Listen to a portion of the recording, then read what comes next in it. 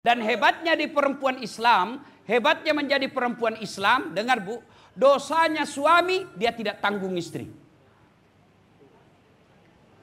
Sebaliknya, dosanya istri ditanggung oleh suami.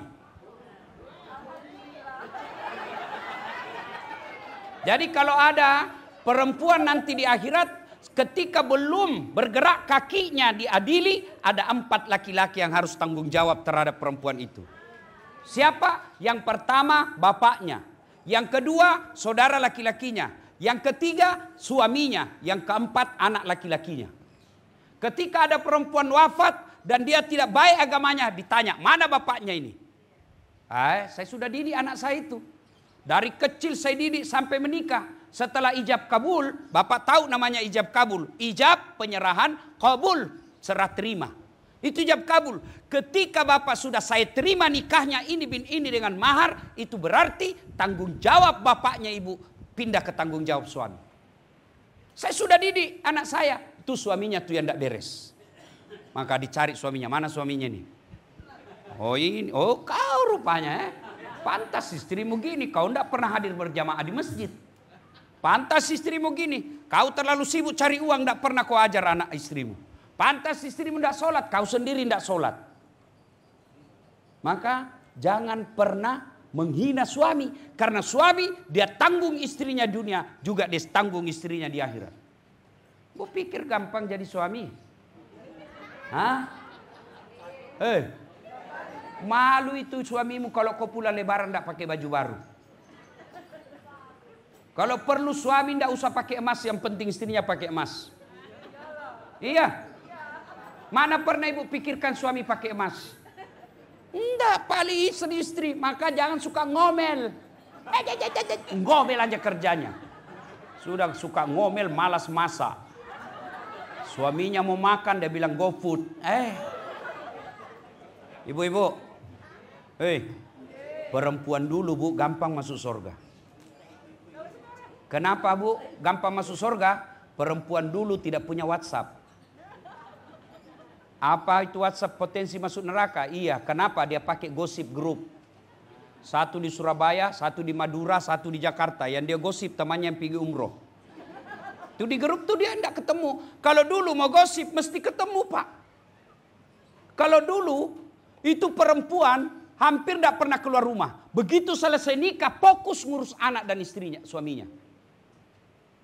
Dan mereka meskipun gajinya suaminya tidak jelas, belum keluar suaminya pergi kantor sudah siap kopinya. Sekarang perempuan gajinya suaminya jelas tiap bulan, tidak pernah bikinkan kopi suaminya.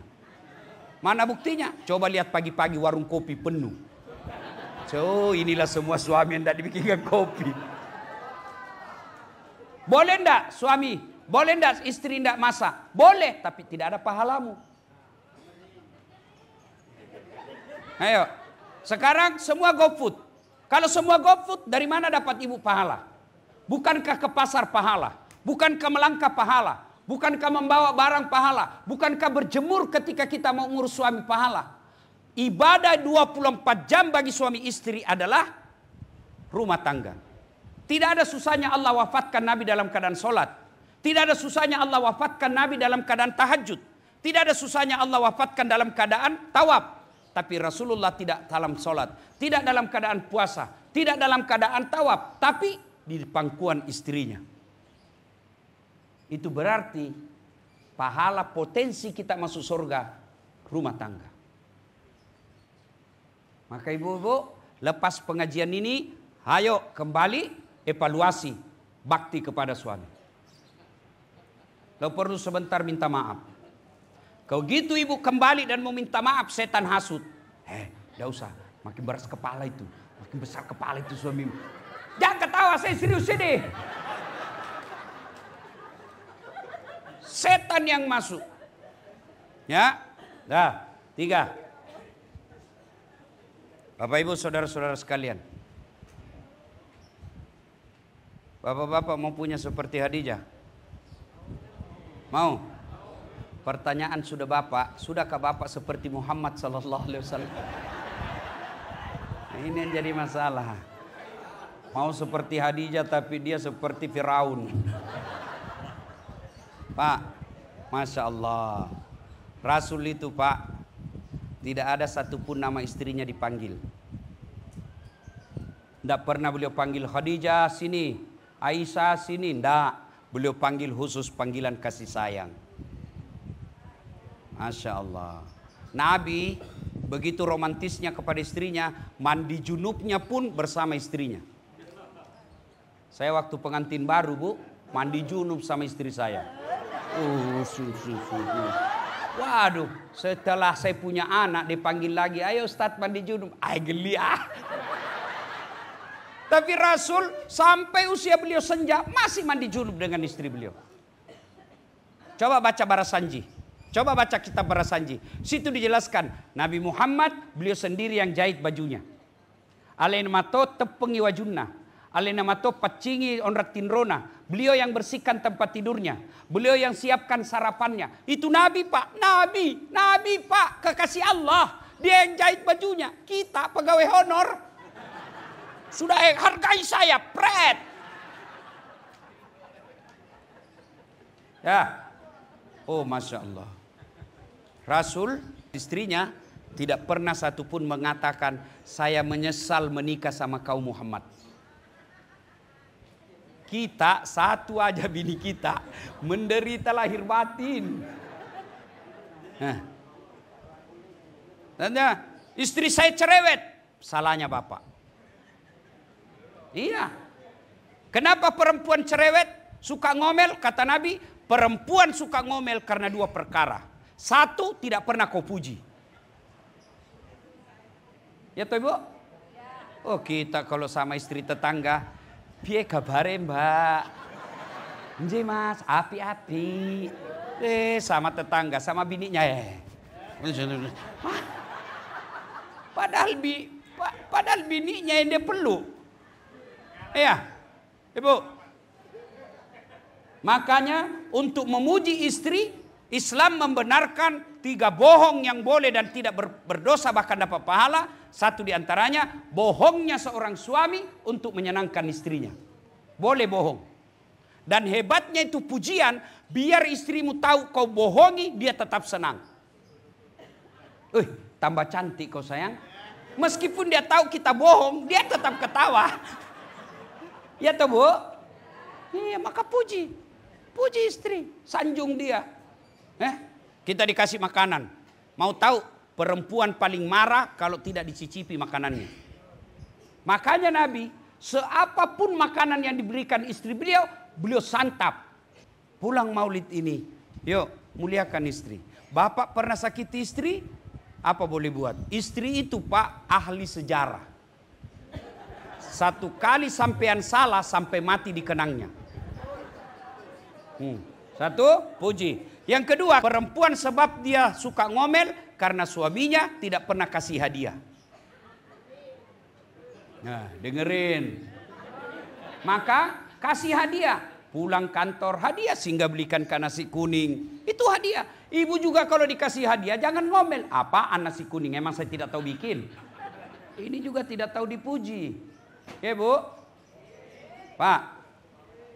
Pulang dan hadiah paling disenang perempuan emas. Maka saya belikanlah emas istri saya. Tebal, kalung dan gelang. Buat berlinang air matanya, senang sekali. Terima kasih Ustadz. Luar biasa. 1 bulan kemudian dia tahu palsu. Dia bilang ternyata kau belikan saya palsu. Saya bilang sayang, kau tahulah di mana saya mau bisa beli emas murni seperti itu tebalnya. Meskipun itu emas palsu tapi cintaku murni 24 karat. Baru dia senang. Ya.